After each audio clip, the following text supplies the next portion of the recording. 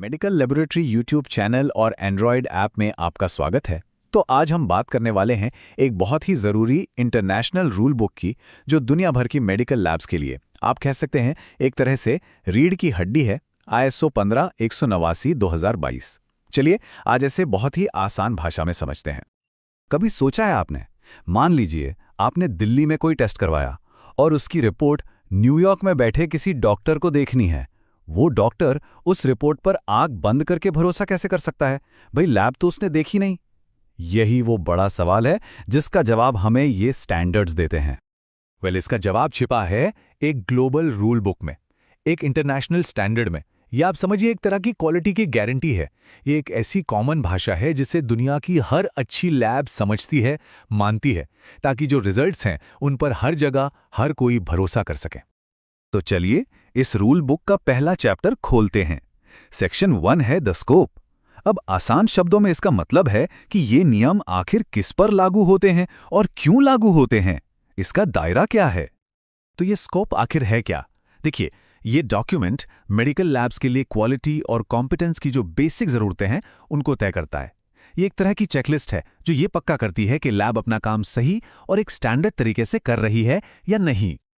अच्छा, ये स्टैंडर्ड सिर्फ लैब्स के लिए नहीं है, नहीं, ये उन सभी के लिए है जो क्वालिटी पर डिपेंड करते हैं, जैसे खुद लैब्स जो अपने सिस्टम को बेहतर बनाना चाहती हैं, रेगुलेटरी अथॉरिटीज़ जो लैब्स पर नज़र रखती हैं, और हाँ, यहाँ तक कि वो छोटे छोटे टेस्ट जो पेशेंट के बिस्तर के पास ही हो जाते हैं, जिन्हें हम पॉइंट ऑफ केयर टेस्टिंग कहते हैं, वो भी इसके दायरे में आते हैं। हाँ, एक और बहुत ज़रूरी बात, ये इंटरनेशनल स्टैंडर्ड किसी भी देश के लोकल कानूनों से ऊपर नहीं है, बल्कि ये उनके साथ मिलकर काम करता है। मतलब लैब को ग्लोबल क्वालिटी स्टैंडर्ड्स भी मानने हैं और अपने देश के नियम कानून भी, दोनों का पालन करना जरूरी है। चलिए अब आते हैं सेक्शन 2 पर, नॉर्मेटिव रेफरेंसेस। अब ये शब्द सुनने में थोड़ा टेक्निकल लगता है ना? पर ट्रस्ट मी, इसका मतलब बहुत सीधा और बहुत जरूरी है। इसे आप ऐसे समझिए जैसे ये एक रिक्वायर्ड रीडिंग लिस्ट है। ये वो फाउंडेशनल डॉक्यूमेंट्स हैं जिन पर पूरा का पूरा ISO 15189 स्टैंडर्ड टिका हुआ है। इनके बिना इस स्टैंडर्ड के कई नियम अधूरे रह जाएंगे। और ये हैं वो पिलर्स, वो स्तंभ जिन पर ये स्टैंडर्ड खड़ा है। आप देख सकते हैं विम जैसे डॉक्यूमेंट्स हैं, ISO 17025 है। ये सब वो बेसिक डेफिनेशंस और रूल्स देते हैं जिनके आधार पर ही ISO 15189 को बनाया गया है। ये सब मिलकर एक बहुत ही मजबूत ढांचा तैयार करते हैं। तो अब तक हमने क्या समझा? बहुत सिंपल है। स्कोप हमें बताता है क्या और कौन, मतलब ये स्टैंडर्ड किस बारे में है और किस पर लागू होता है। और नॉर्मेटिव रेफरेंसेस हमें वो भाषा और वो बुनियादी नियम देते हैं जिनका इस्तेमाल पूरे स्टैंडर्ड में किया गया है।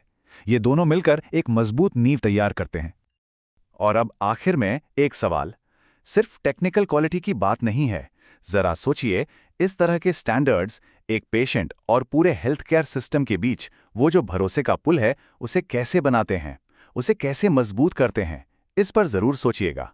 वीडियो देखने के लिए धन्यवाद। कृपया वीडियो को लाइक करें, शेयर करें और चैनल को सब्सक्राइब करें।